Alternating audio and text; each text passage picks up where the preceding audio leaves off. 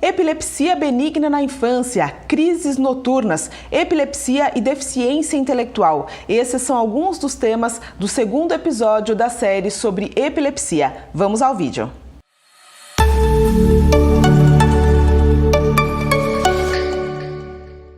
Olá para você que chegou no Conversando sobre Saúde, eu sou Ione Veloso, sou jornalista e estou fazendo o segundo episódio da série sobre epilepsia. Todos os assuntos ligados à saúde você pode conferir aqui no canal. Se você gosta desses assuntos, se inscreva para você não perder os vídeos. Vai lá no canal, tem o primeiro vídeo, que é muito legal, com a doutora Maria Luísa também, para você não perder. E hoje a gente está fazendo perguntas, é a continuação das perguntas de mães do grupo de Mães da Epilepsia, do Facebook e do grupo Epilepsia Brasil. Então a gente vai continuar. A doutora Maria Luísa Manresa, ela é neurologista infantil especializada em epilepsia. E a primeira pergunta é da Alcilene Fernandes, a Alcilene é de Curitiba, no Paraná. Primeiramente, muito obrigada novamente, doutora. Então. A Alcilene, ela pergunta se epilepsia benigna na infância, se a criança deixa de ter com o passar dos anos ou se ela permanece e se é comum. A epilepsia benigna, aliás, o termo benigno não é mais utilizado, mas é uma epilepsia que ocorre na infância e desaparece com a idade. Então, a criança, tendo sido tratada ou não, ela desaparece com a idade. É uma das formas mais frequentes de epilepsia na infância. E é normalmente de que idade até que idade? Geralmente começa ao redor dos 4 até os 10 anos. E como que são as crises? Essas crises são umas que ocorrem nessa faixa etária, as mais comuns são crises que ocorrem durante o sono. Então a criança acorda, ela percebe que vai ter a crise, ela tem uma sensação de formigamento de um lado do rosto, ela não consegue falar, ela baba muito e depois com a continuação a crise pode se tornar uma crise mais generalizada com movimentos tônico-crônicos. E o tratamento, aí o neurologista... Essa forma de epilepsia, como ela é uma forma considerada que a gente chama autolimitada, que nós sabemos que as crises são pouco frequentes, esporádicas, geralmente durante o sono, muitas vezes se a criança tem a primeira, a segunda crise, a gente evita usar algum tipo de medicação. Agora, se as crises começam a se repetir ou mesmo ocorrer durante o dia, que às vezes pode acontecer, então nós usamos medicamentos que são chamados fármacos antiepiléticos. E assim, elas são desencadeadas, elas não têm uma razão, simplesmente elas acontecem? Por exemplo, essa epilepsia que você citou, que é a epilepsia benigna da infância, ela tem uma característica genética, ela é geneticamente determinada. Então ela vai ocorrer, ela tem a característica, vai ocorrer espontaneamente numa determinada faixa etária, com essas características clínicas e faz parte desse padrão o desaparecimento com a idade. Com a idade. Bom, a próxima pergunta é da Silvânia Façanha. A Silvânia é lá do Ceará.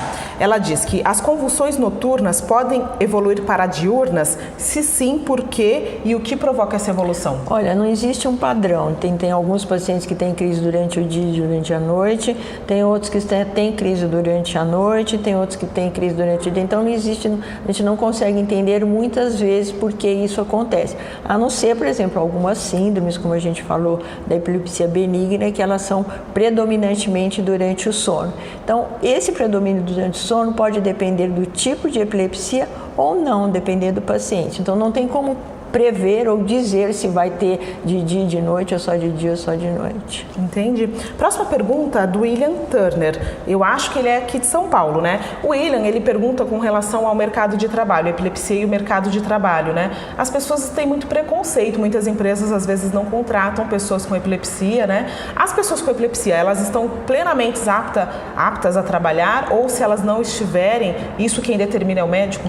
Depende do tipo de epilepsia, então depende do paciente e do tipo de epilepsia. Então, se ele tem crises muito frequentes, então fica difícil para ele trabalhar. Também depende do tipo de atividade. Então, às vezes é uma atividade que mesmo ele tendo crises esporádicas, ele não vai atrapalhar no serviço. Então, vai depender muito. O que a gente recomenda é que sempre ele procure algum tipo de serviço que ele possa desempenhar, tendo ou não crises, né? É importante que ele permaneça ativo. É importante que ele permaneça ativo, né? Que inclusive é para evitar esse estigma, porque a gente vê às vezes pacientes que tem epilepsia, mas está controlado e se a empresa sabe que ele tem crise, evita de contratar. E, por outro lado, a gente tem pacientes que chegaram a ter crises durante o serviço e continuam desempenhando suas atividades, porque a empresa foi capaz de entender que aquilo é um episódio que pode ocorrer ou não, mas que não vai influenciar o desempenho dele no trabalho. Muito importante isso, hein? Agora a pergunta da Margarida Maria, ela pergunta se existe relação direta entre epilepsia e deficiência intelectual e se os medicamentos podem causar alguma alteração no cérebro. Não, isso é o que a gente mais combate. A maioria das pessoas tem epilepsia, não tem deficiência intelectual, porque a epilepsia ela pode ocorrer em várias situações, ela pode ser um sintoma de várias doenças. Então você vê às vezes algumas crianças que tiveram algum problema pré-natal que têm uma deficiência intelectual e que a epilepsia faz parte do quadro delas, mas isso não quer dizer que a pessoa com epilepsia, que tem apenas a epilepsia, tenha deficiência intelectual. A grande maioria não tem. Entendi. Uma pergunta agora que a doutora até já falou um pouquinho sobre ela no episódio anterior, se você não viu, acompanhe, é da Ana Paula, ela é de Guarulhos, aqui em São Paulo, né? Ela pergunta se a cirurgia pode resolver as crises de difícil controle. Ela fala que tem um filho, não diz quantos anos tem o filho, e que ele tem de 3 a 8 crises todos os dias. Então, novamente, vai depender do tipo de epilepsia e do tipo de crise.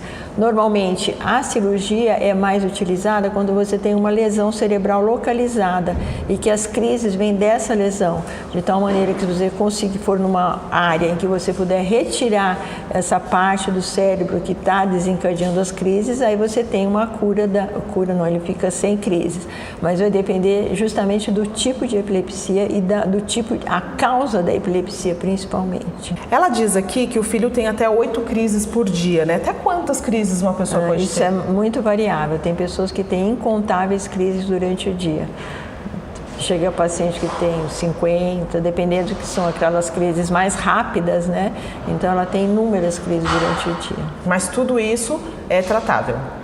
Essas epilepsias assim, que tem muitas crises durante o dia, geralmente são crises de epilepsias de mais difícil controle, né? Então vai depender do tipo de epilepsia que ela tem. Muito obrigada, doutora Maria Luísa Manresa, especialista em epilepsia, neurologista infantil. De nada, disponha.